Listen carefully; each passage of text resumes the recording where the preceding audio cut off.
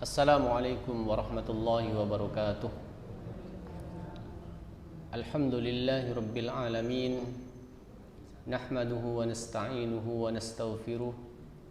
Wa na'udzu billahi min syururi anfusina wa sayyiati a'malina. May yahdihillahu fahuwal muhtadi wa may yudlil falan tajida lahu waliyyan mursyida. Asyhadu an la ilaha illallah wahdahu la syarika lah wa asyhadu anna Muhammadan abduhu wa rasuluh. Allahumma salli wa sallim ala khatamil anbiya'i wal mursalin wa ala alihi wa ashabihi wa man tabi'ahu bi ihsanin ila yaumiddin, amma ba'du. Subhanaka la ilma lana illa ma 'allamtana innaka antal alimul hakim. Allahumma anfa'na bima 'allamtana wa 'allimna ma yanfa'una warzuqna ilman yanfa'una. Allahumma inna nas'aluka ilman nafi'a wa rizqan thayyiban wa amalan mutaqabbala. Masyaallah muslimin, jamaah salat maghrib yang dimuliakan Allah Subhanahu wa taala. Alhamdulillah malam hari ini kita diberi sehat oleh Allah, diberi sempat dan juga diberi keringanan untuk melangkahkan lahir batin kita melaksanakan ibadah salat maghrib. Kemudian kita melanjutkan dengan taklim. Mudah-mudahan semua yang kita laksanakan diridhai Allah Subhanahu wa taala. Masyaallah muslimin, Bapak Ibu rahimakumullah, malam hari ini kita akan melanjutkan kajian kita tentang al-wuslu. Setelah kita membahas tentang al-wudu pertemuan yang lalu dan beberapa pertemuan sebelumnya kita sudah membahas beberapa hal berkaitan dengan wudu. Kaifiyah wudu sudah selesai. Insyaallah nanti terakhir akan saya tayangkan tentang videonya. Kemudian kenapa kita langsung membahas al-wuslu atau membahas tentang mandi? Mandi dalam hal ini adalah mandi wajib, ya, mandi wajib. Karena nanti ada kaitannya, ya, terkait erat dengan wudu. Karena mandi itu rangkaian di dalamnya itu adalah wudu. Karena itulah di malam hari ini saya akan langsung menyampaikan kaifiyah al-wusl atau kaifiyah tentang mandi wajib atau mandi besar. Bapak Ibu rahimakumullah, terlebih dahulu langsung ke kaifiyahnya, tidak sebab-sebabnya dan lain sebagainya. Nanti di kesempatan yang lain kita akan bahas beberapa hal yang terkait dengan masalah al-ghuslu ini atau persoalan-persoalan yang berkaitan dengan mandi besar. Ini saya masuk ke kaifiyatul ghusl atau kaifiyah atau tata cara mandi. Karena pasti semuanya ini sepertinya ya, secara umum sudah sering mandi besar, itu sudah pernah mandi besar. Untuk malam hari ini kita akan mengilmui kembali apakah mandi yang kita laksanakan itu telah tepat, ataukah ada hal-hal yang perlu untuk kita benahi. Nah, ada dua kaifiyah tentang al-ghusl ini atau tentang mandi besar. Kaifiyah yang pertama ini berdasarkan apa yang disaksikan oleh Ibu Aisyah radhiyallahu anha. Tidak lain adalah istri Rasul sallallahu alaihi wasallam. Kemudian ya kaifiyah yang kedua, hadis dari istri Nabi juga, tapi yang bernama Maimunah. Nah, dua kaifiyah ini yang akan nanti kita bahas. Bapak rahimakumullah, yang pertama hadis berdasarkan apa yang disampaikan oleh istri baginda Rasul sallallahu alaihi wasallam, yaitu Aisyah radhiyallahu anha. Ini kaifiyah mandi besarnya, ya. Maka nanti ada kaitannya dengan wudu, karena di dalam mandi itu ada praktek wudu. Al hadis Aisyah anna Nabiy sallallahu alaihi wasallam kana idza ghtasala minal janabati yabda'u fayusalu biyadayhi thumma yafraghu biyaminihi ala shimalihi fayawsilu farjahu thumma yatawadda wudu'ahu lis-shalah thumma ya'khudul ma' wa yadkhul asabi'ahu fi usulis sya'rih hatta idza ra'a an qad istabra'a hafana ala ra'sihi salasan hasyat thumma afada ala sa'iri jasadihi thumma ghasala rijlaihi, muttafaq alaih. Hadis dari Aisyah radhiyallahu anha bahwa Nabi sallallahu alaihi wasallam ketika mandi karena faktor janabah atau faktor junub, mula-mula atau yang pertama dilaksanakan adalah yabda'u fayaghsilu yadayhi. Yang pertama adalah memulai dengan membasuh kedua tangannya. Membasuh kedua tangannya. Nanti cara membasuhnya nanti sekalian dipraktek di video nanti sekalian. Kemudian menuangkan dengan tangan kanannya pada tangan kirinya. Ya, dituangkan. Lalu mencuci kemaluannya, dibersihin, ya. Termasuk hal-hal yang najis yang ada pada diri orang itu dibersihkan terlebih dahulu. Ya, semua yang najis dibersihkan. Lalu berwudu sebagaimana wuduknya untuk sholat. Nah ini tadi yang berkaitan dengan persoalan wudu. Karena itulah mandi ini sangat berkaitan dengan wudu. Kita akan sempurna mandinya kalau wudunya sempurna. Wudu sudah selesai kita bahas, tapi nanti akan kita tanyakan kembali tentang kaifiyah wudu mulai awal sampai akhir. Kemudian setelah wudu mengambil air dan memasukkan jari jemarinya ke pangkal rambutnya. Setelah wudu selesai, ngambil air kemudian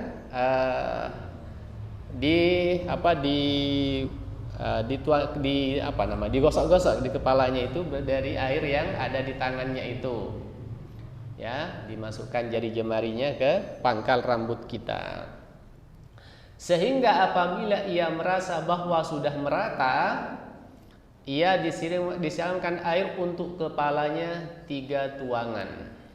Dituangkan. Setelah dirasa basah, kemudian ambil air dituangkan ke kepalanya. Lalu meratakan ke seluruh badannya. Yang secara umum Nabi SAW mempraktekkan diawali dari sebelah kanan dulu, ya, kanan dulu dibasuh kanan dulu, kemudian yang kiri, ya, baru kemudian membasuh kedua kakinya. Ini berdasarkan dari praktek yang disampaikan oleh Ibu Aisyah radhiyallahu anha. Oke, sampai di sini ya untuk yang kaifiyah pertama. Kemudian kaifiyah yang kedua ada perbedaan sedikit dan kedua-duanya boleh kita praktekkan. Praktek yang kedua ini An Ibnu Abbas qalat Maimunah wada'tu li Rasulillah sallallahu alaihi wasallam ma'an yaghtasilu bihi فأفرغ على يديه فغسلهما مرتين أو ثلاثا ثم أفرغ بيمينه على شماله فغسل مذاكره ثم دلك يده بالأرض ثم مضمض واستنشق ثم غسل وجهه ويديه Tsumma ghasala ra'sahu thalathan. Nah, ini perbedaannya ada di sini ya. Tsumma afragha ala jasadihi tsumma tanahha min maqamihi fa ghasala qadamaihi. Ya, sebenarnya perbedaannya hanya sedikit saja perbedaannya. Artinya, Bapak rahimakumullah, dari Ibnu Abbas berkata bahwasanya Maimunah mengatakan, aku pernah menyediakan air mandi untuk Rasul sallallahu alaihi wasallam. Lalu beliau menuangkan air pada kedua tangannya dan mencuci keduanya 2 kali atau 3 kali. Ya, 2 atau 3 kali.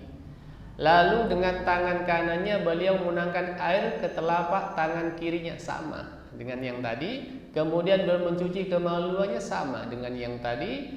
Setelah itu beliau menggosokkan tangannya ke tanah. Nah, di sini ada tambahan sedikit. setelah tangan digunakan untuk membasuh atau untuk mencuci kotoran, maka tangan kita dicuci kembali. Kalau di sini dikatakan menggosokkan tangannya ke tanah. Kalau di kamar mandi sudah gak ada tanah ya, maka ganti dengan sabun, maka disabun kembali tangannya. Kemudian beliau berkumur-kumur dan masukkan air ke dalam hidung, sama karena ini praktek wudu ya. Lalu beliau membasuh muka dan kedua tangannya, ya, seperti biasa, seperti memulai saat kita berwudu. Kemudian beliau membasuh kepalanya 3 kali dan mengguyur seluruh badannya. Jadi sini perbedaannya. Jadi kalau praktek yang kedua ini wudunya tidak sampai selesai, tapi sampai kepala. Baru setelah ke kepala itu dituangkan air ke anggota tubuh atau ke anggota badan kita. Setelah itu beliau bergeser dari posisi semula. Ya, misalnya tempatnya di sini, ya, pas mulai wudhu sampai mengguyur air ke badan kita, bergeser sedikit, boleh kanan kiri depan belakang boleh, yang penting bergeser dari posisi semula. Lalu mencuci kedua telapak kakinya atau mencuci kedua kakinya. Nah, ini praktek tentang mandi wajib atau juga boleh bisa mandi sunnah. Ya, mandi sunnah atau mandi wajib prakteknya semacam ini.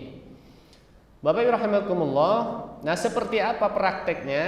Nah, untuk malam hari ini ingin saya sampaikan dengan video mulai wudhu termasuk mandinya, ya, sekalian biar nanti nyambung. Praktek wudhu terlebih dahulu. Yang sudah kita bahas pertemuan yang lalu berkaitan dengan wudhu, sekarang prakteknya seperti apa? Oke, dimulai dengan langkah pertama tentang wudhu, Bapak Ibu ya. Langkah pertama, oke, sama dari awal sekalian. Pertama membaca basmalah yang sudah kita bahas. Kemudian yang berikutnya mencuci tangan kanan dulu 3 kali, ya, tangan kanan 3 kali sudah kita bahas. Tangan kanan sempurna 3 kali begini. Kanan dulu 3 kali. Nah, baru yang kiri gini. Ya. Tidak seperti kita mencuci habis makan. Habis makan kan begini sembarang. Cuci tangan kalau ibadah memang ada aturannya. Cuci tangan saja ada aturannya kalau ibadah. Kalau kita tidak sedang ibadah, habis makan atau habis bekerja, kemudian mencuci tangan sembarang nggak apa-apa. Yang penting bersih.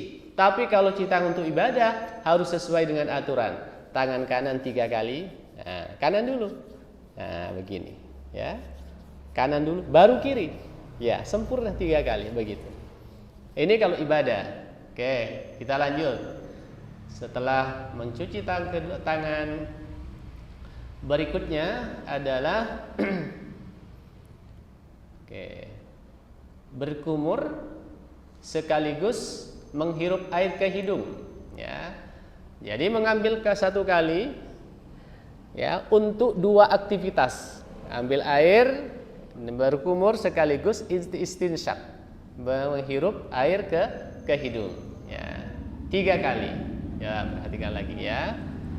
Ya, insya Allah cukup. Karena sekali lagi ini praktek ibadah, bukan lagi bersih-bersih.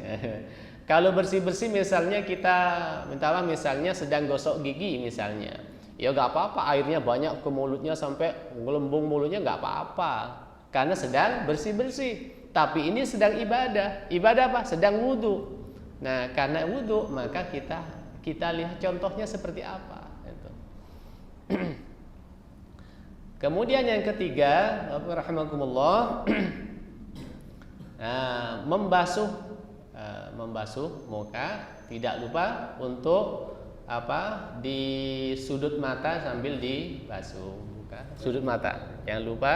Kemudian punya jenggot juga yang jenggotnya lebat. Kalau jenggotnya dikit tidak usah, karena insya Allah sudah pasti basah. Tapi kalau lebat harus disisir begini ya. Kan biasa ada yang panjang. Nah, kalau kita biasanya nggak terlalu banyak yang jenggotan panjang begitu. Nah, dibasuh 3 kali. Maksudnya 3 kali itu pertama begini sempurna. Itu namanya 1. Tidak demikian, tidak seperti ini. 1, 2, 3 digosok-gosok. Itu bukan 3 kali namanya, itu 1 kali, ya. 1 kali itu namanya. Karena itulah mencuci muka itu ambil air, ya, gosok sampai merata, ya, merata. Baru itu 1 kali. Karena itulah kalau kita wudhu dengan benar, biasanya menggunakan keran itu akan sangat boros, sangat boros. Apalagi kita buka keran itu sangat biasanya sepuas mungkin. Karena itu kalau misalnya kita menggunakan keran, upayakan dikecilkan sekali itu airnya, biar nanti tidak terlalu boros air. Karena boros dengan air itu hukumnya makruh. Baik, kita lanjut. Oke, ini ya, mencuci muka. Ya. Pastikan muka semuanya terbasuh, mulai ujung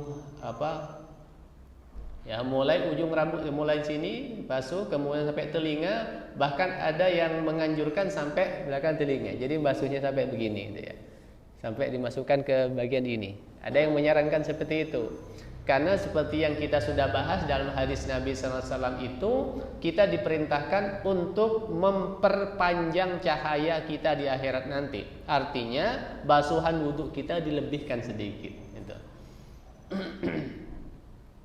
Berikutnya, ya, langkah yang keempat, setelah membasuh muka, membasuh kedua tangan sampai siku.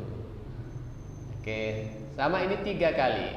Nah, dari tangan ke siku, ya, tangan ke siku, bukan dari siku ke tangan, atau bukan dari tengah-tengah.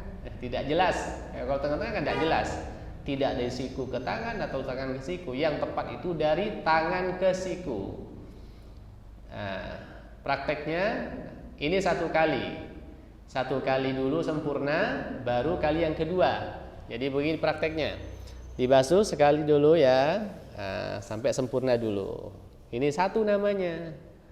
Kemudian yang kedua, ya, digosok-gosok, ya, dicela juga begitu. Ini 2 kali, tidak demikian. Tuh 2, 3, kemudian terakhir gitu. Itu masih 1 tuh namanya, gitu ya. Ini boros namanya. Terhadap air seperti itu boros. Nanti juga akan saya tayangkan video yang kedua bagaimana untuk menghemat air, ya. Oke, ini langkah untuk membasuh kedua tangan sampai siku. Tangan kanan dulu 3 kali, baru tangan kiri 3 kali. Bukan kanan kiri, bukan begitu, ya. Mengusap sebagian kepala, ya, sebagaimana dalam hadis Nabi, ya, semacam itu, ya. Langsung ke telinga. Ambil 1 kali saja air. Ini namanya mengusap. Berbeda dengan tangan, berbeda dengan muka. Muka dan tangan itu membasuh. Kalau kepala mengusap, ambil air itu dibuang. Prakteknya dimulai dari depan sampai belakang, dikembalikan lagi ke depan, kemudian terakhir ke telinga. 1 kali saja. Gitu ya. Baik.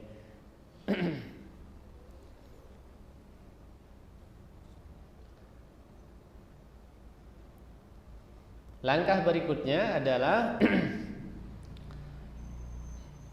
membasuh kedua kaki. Dimulai dengan kaki kanan, sama seperti praktek membasuh tangan kita. Tangan kanan dulu sempurna 1 kali, kemudian yang kedua sempurna lagi sampai 3 kali, gitu ya.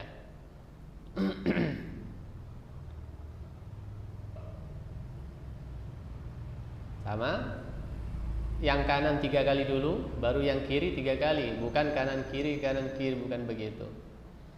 Selanjutnya yang terakhir adalah membaca dzikir atau membaca kalimat asyhadu an la ilaha illallah wahdahu la syarikalah wa asyhadu anna muhammadan abduhu wa rasuluh. Ya, ada yang menganjurkan menghadap kiblat kalau memungkinkan, kalau tidak juga tidak apa-apa. Karena ini zikir, ya tidak harus untuk mengangkat tangan begini, tidak harus, ya. Kecuali misalnya melanjutkan dengan bacaan yang menurut riwayat Abu Daud, yaitu dengan kalimat Allahumma ja'alni minat tawwabin waj'alni minal mutatahhirin. Itu doa. Dan boleh misalnya mau digandeng itu boleh. Ya, sebab sudah cukup dengan kalimat asyhadu an la ilaha illallah wahdahu la syarikalah wa asyhadu anna Muhammadan abduhu wa rasuluh. Kemudian saya lanjutkan ke bagaimana praktek ini dengan menghemat air. Wudhu boleh menggunakan semacam ini. Ini hemat ini. Ya, ini ya. Jadi menggunakan gayung itu jauh lebih hemat. Bentar.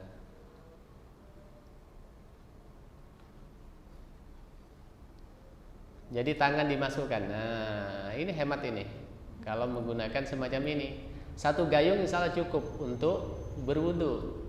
Ya. Dan dalam hadis Nabi itu kalau praktek Nabi wudunya kan cukup satu mud segini. Itu cukup untuk berwudu Nabi. Tidak sampai satu gayung, jelas cukup Nabi berwudu.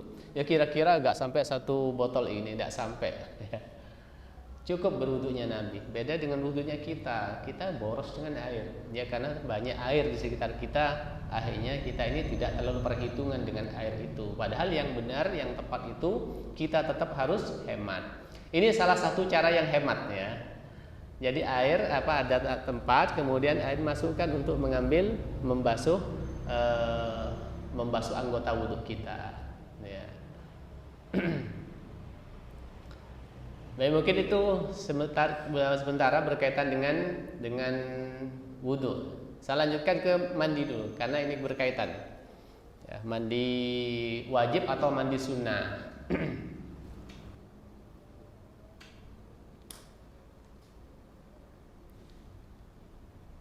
Dimulai dari sini, mulai dari langkah pertama.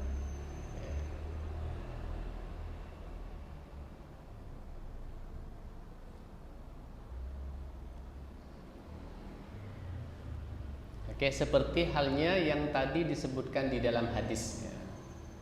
Ya, pertama membersihkan tangan. Oke, ini hanya simulasi ya, walaupun airnya tidak ada, anggaplah ada airnya tadi itu simulasi.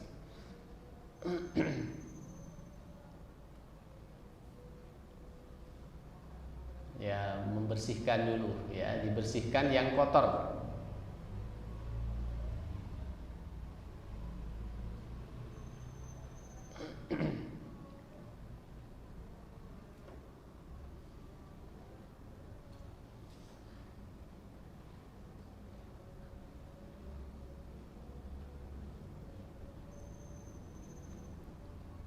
Oke, membersihkan kedua tangan bekas tadi mencuci kemaluan tadi ya. Kalau tadi hadisnya dengan dengan tanah ya, karena kamar mandi kan tidak ada tanah lagi, maka dengan dengan sabun. Oke, saya lanjut. Berikutnya, melakukan serangkaian wudhu sempurna seperti kita hendak mengerjakan sholat. Berwudhu setelah itu ya. Saya kira wudhunya sudah selesai kan tadi, sudah selesai. Saya lanjut ke setelah wudhu apa yang dilakukan. Oke, baik, saya lanjutkan dulu. Oke, selesai wudhunya.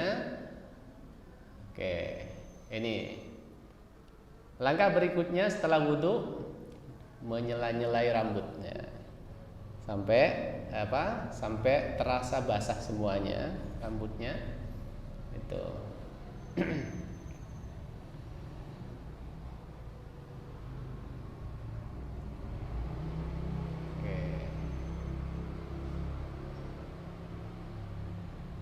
Kalau sudah terasa rata, kemudian disiram, ya rambutnya disiram. Ya. Oke. Disunnahkan kalau mandi itu sambil jongkok. Kenapa? Agar semua daerah itu tersentuh air. Kalau berdiri khawatir ada daerah-daerah yang tidak tersentuh. Kalau ada sebagian tidak sentuh maka mandinya tidak sah. Oke. Setelah diratakan, kemudian setelah itu ke anggota badannya. Nah, itu ya yang kanan dulu. Pastikan dari atas sampai bawah yang kanan tersentuh air. Ya.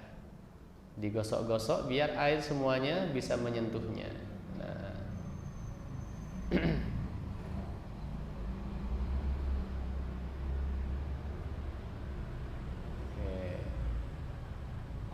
Setelah yang kanan baru yang kiri. Oke.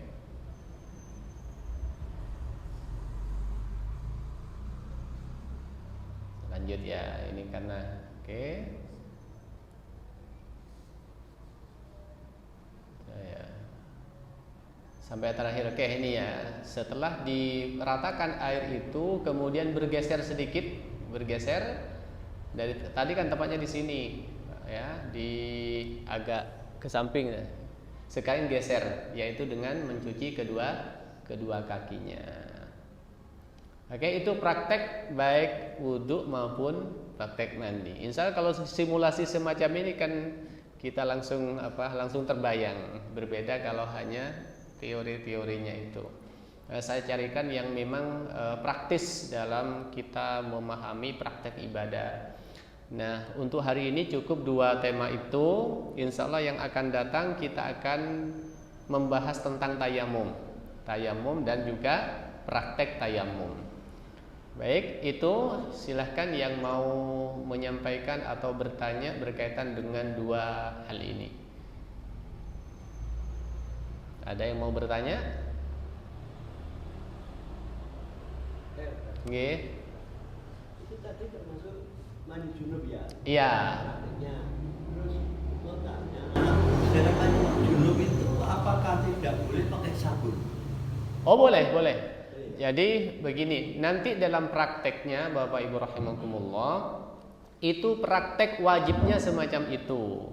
Boleh kita mendahuluinya dengan mandi biasa, misalnya bersampo dulu, sabunan dulu sebelum itu boleh.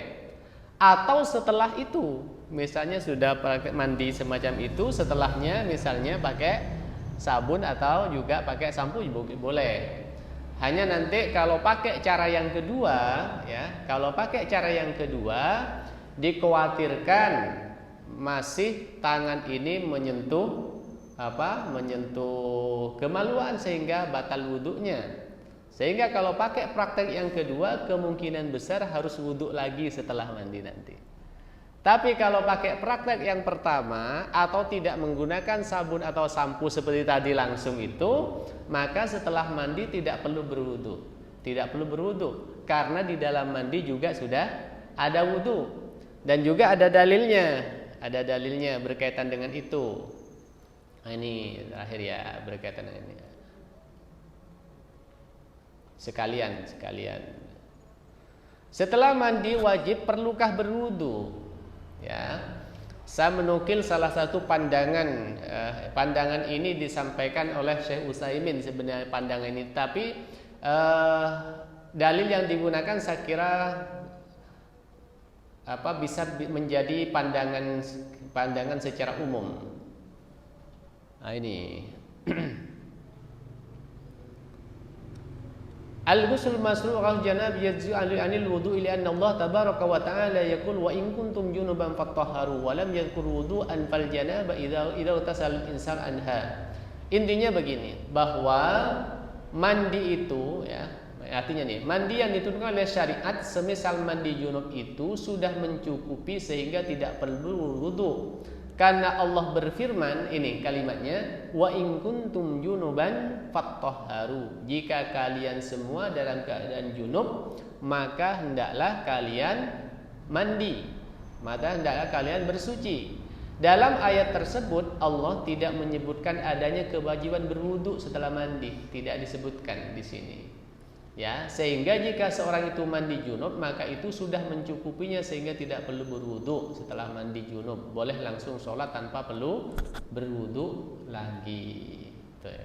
Jadi kalau pakai praktek pertama, ya sudah selesai mandi langsung boleh melaksanakan sholat. Gitu.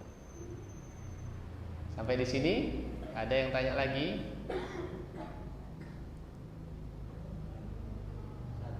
Nggih. Ini di kuku itu kan terlalu air, apakah itu harus dibersihkan ya seperti di kuku bersih-bersih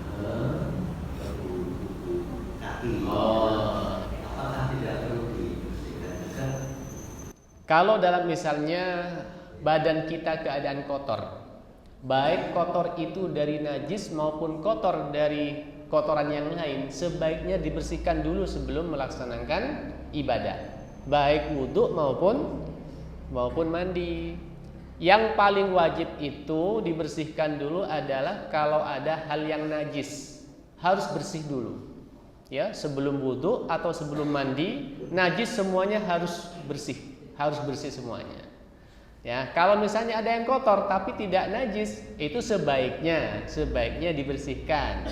Sebaiknya, tapi tidak harus. Yang penting nanti pada saat melaksanakan ibadah wudhu atau ibadah mandi, air itu bisa masuk ke dalam tidak ada yang menghalangi ke tubuh kita. Misalnya kotornya dari bensin atau apa itu. Memang itu walaupun tidak semuanya najis, upayakan semuanya bersih. Khawatir nanti kalau tidak bersih ada air yang terhalangi masuk ke kulit kita. Kalau ada yang terhalangi tidak sah. Termasuk tato itu, kan ada tato yang tidak bisa membuat air bisa masuk ke kulit kita. Kalau terhalang berarti tidak sah itu. Tidak sah wudhunya atau juga mandinya atau hal lain. Karena itu perlu kehati-hatian dalam menggunakan hal-hal yang berkaitan dengan khususnya ibu-ibu ini, berkaitan dengan pitek ya dan lain sebagainya. Termasuk kuku itu nggak boleh terhalangi, semuanya harus tersentuh, harus terbasuh oleh air, nggak boleh ada yang menghalangi. Makanya pastikan ada misalnya pakai pacar itu ya, itu pastikan yang bisa masuk air ke dalamnya, yang tidak menghalangi. Kalau terhalangi, tidak sah wudhunya itu, tidak sah. Kan itu yang pakai apalah yang bisa menghalangi, baik laki maupun perempuan, ini pastikan tidak sampai terjadi. Ada yang lain? Mumpung masih ada waktu, karena ini berkaitan dengan ibadah. Ya, kita berharap agar ibadah kita ini semakin sempurna dengan mengilmui. Karena ini dasar. Kalau wudhu atau mandinya kita sudah benar, ini akan menjadi pendukung terhadap ibadah sholat kita. Sebaliknya, kalau wudhunya tidak benar, mandinya tidak benar, ya sholatnya juga pengaruh itu. Apalagi misalnya mandinya tidak sah, ya sholatnya tidak sah. Karena sholat itu salah satu syaratnya adalah harus suci dari hadas dan juga dari najis, salah satunya. Kalau misalnya wudhunya belum tepat, ya hadasnya berarti belum hilang. Mandinya tidak tepat, berarti hadas besarnya belum hilang. Itu. Ada lagi? Ibu-ibu? Oh iya. Ini wudhu ya. Wudhu nggih. Mau wudhu terakhir itu tiba-tiba kentut gimana itu? Gimana? Wudhu terakhir tiba-tiba mau kentut itu apa harus wudhu terakhir atau gimana? Kalau masih mau berarti belum batal. Tapi sebaiknya kalau sudah ada keberatan, baik angin maupun air, memang yang baik itu selesaikan hajatnya itu. Ya, makruh kalau sampai kita menahan air atau angin, sudah mau keluar ditahan karena dia eman-eman. Itu makruh walaupun tidak sampai batal. Ya, apalagi sedang wudhu, ya sudah, kalau misalnya sudah mau buang angin pas wudhu, buang dulu wudhu lagi, ya, anginnya itu. Dan pastikan anginnya tuntas, itu saja, pastikan itu tidak tersisa. Karena khawatir nanti kalau masih belum tuntas, nanti selesai wudhu masih ada lagi. Tapi ada hal yang berkaitan dengan keluar angin itu begini. Kalau kita misalnya atau siapa saja pada saat itu keluar angin, kemudian setelahnya kok seperti ada angin susulan begitu ya, itu pastikan bukan angin yang keluar sebagaimana yang membatalkan wudhu, bukan. Tapi itu bisa saja lipatan-lipatan ya, atau sisa yang memang sudah keluar tapi belum tuntas tadi itu ya. Karena itu pastikan itu bukan angin yang sebagaimana menghilangkan atau membatalkan wudhu. Karena itu memang salah satu salah satu yang dijadikan senjata oleh setan. Salah satu yang dijadikan senjata oleh setan untuk menjadikan orang itu was-was masalah buang angin itu. Ini buang angin apa enggak ya? Ini batal apa enggak ya? Dibuat was-was seseorang itu. Ya, karena itulah untuk menghilangkan was-wasnya itu kita pastikan saja, oh sudah tuntas itu. Kok seperti ada yang keluar lagi, wis itu setan itu. Ya, begitu. Gitu Bapak? Sama-sama. Lagi. Saya lebih banyak menampung pertanyaan kalau tentang dengan ibadah ya. Kalau tidak ada saya lanjut bab lainnya. Oh ya, boleh lebih satu. Terkait batal dan tidaknya sholat, kadang ketika kita di tengah-tengah sholat itu biarkan kan sudah gosok gigi, sudah keluar selilit. Kalau ditelan batal. Kalau tidak ditelan tidak. Ya. Disimpan atau diamankan. Diamankan. Nanti kalau sudah masuk bab sholat ini nanti kita akan melewati salah satunya berkaitan dengan sisa makanan yang ada di mulut kita. Makanya sebelum wudu diupayakan kita sikat gigi. Ya, sikat gigi. Laula an asyqa ala ummati la amartuhum bisiwaki inda kulli wudu'in. Nabi kan menyampaikan itu, seandainya tidak menyulitkan terhadap umatku, niscaya kuwajibkan untuk bersiwak setiap ia berwudu. Untuk apa? Salah satu fungsinya memastikan ketika seorang itu sholat sudah tidak ada sisa makanan di gigi kita. Tapi kalau bolong-bolong ya bisa saja masih sisa, gitu bisa saja. Nah, bagaimana solusinya? Kalau misalnya pas lagi sholat kemudian masih ada sisa makanan dan kemudian terasa. Nah, solusinya bisa disimpan, tidak dikeluarkan dan tidak ditelan, boleh. Atau yang kedua dikeluarkan melalui tangan kita, disimpan di tangan kita, gitu ya. Atau di pakaian kita. Yang penting nggak usah kasih tahu ke temannya, ngasih tahu ke temannya nanti. Atau nggak usah tidak sampai temannya tahu, upayakan tidak sampai tahu, karena kalau sampai tahu kan gilo ya. Jadi itu bukan hal yang menyenangkan orang ketika mengeluarkan sesuatu di mulut kita. Yaitu pastikan aman.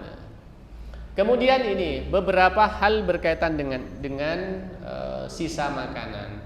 Kalau sisa makanan itu bisa larut dengan air liur, nah ini karena tadi membahas masalah ini, hal itu tidak sampai membatalkan walaupun ketelan. Kalau larut ya. Tapi kalau tidak larut, maka ini tidak boleh ditelan. Misalnya yang larut itu seperti mungkin sebelumnya makan es krim atau apa gitu. Itu kan larut itu. Atau makan yang seperti roti. Roti kan kalau sudah lama larut itu. Tapi kalau masih rotinya agak mentah ini bisa gak larut ya. Yang bisa menentukan itu ya yang makan itu, bisa menentukan larut apa tidak. Yang berikutnya sisa makanan kalau itu tinggal rasa. Tinggal rasa ini ya tidak ada masalah, tapi itu mengganggu. Sebaiknya dihindari. Misalnya habis rujaan itu. Habis rujaan pedes sholat, nah, itu mengganggu sholat itu, mengganggu. Walaupun tidak sampai membatalkan, kan begitu ya. Atau habis ada aroma, ini juga tidak bagus membawa aroma. Walaupun aromanya seenak apapun tetap gak bagus. Kalau aroma dari mulut, ya habis makan durian, masuk ke masjid belum belum sikat gigi, iya bagi dirinya enak, bagi orang lain jelas gak enak, ya jelas gak enak. Habis makan berambang, habis makan pete, habis makan apa? Nah itu alamat mengganggu teman sebelahnya.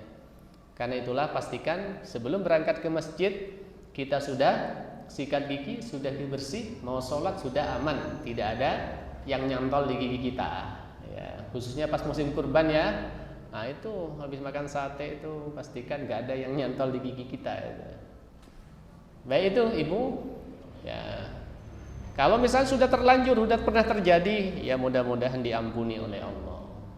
Sudah pernah terjadi karena belum tahu. Karena salah satu yang membatalkan sholat itu adalah makan. Makan itu bukan berarti bawa piring dan sendok pada saat makan, bukan. Tapi menelan makanan yang tersisa di mulut kita. Sebaiknya itu harus kita jaga dengan sebaik-baiknya. Ada yang lain?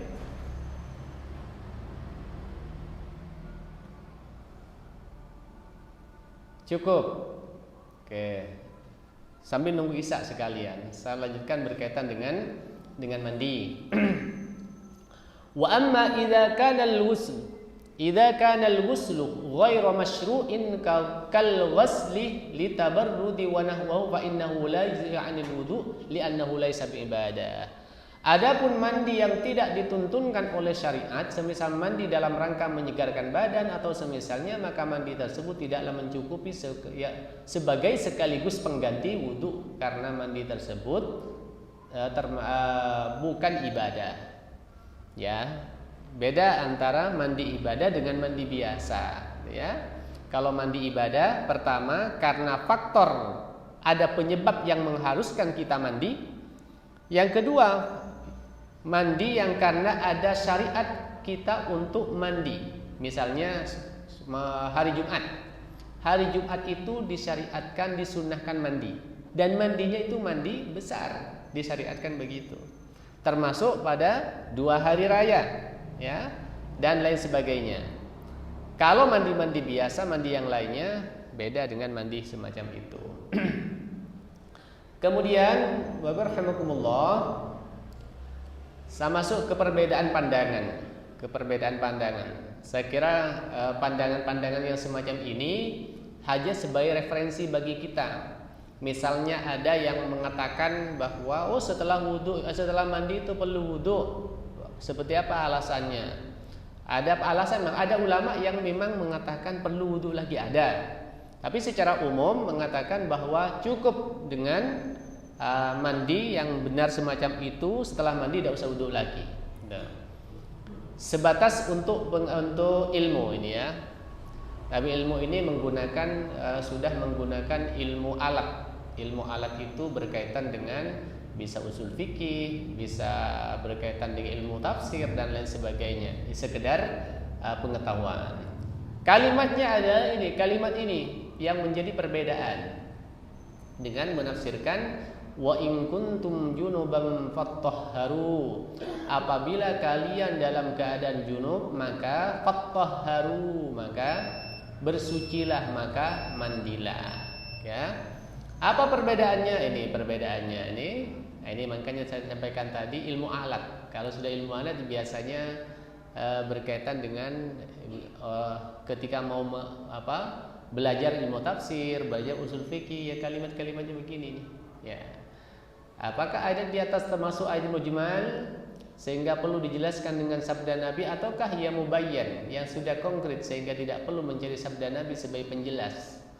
Ya, kalimat tadi itu apakah sudah tegas ataukah masih ada penafsiran yang lain? Itu intinya begitu.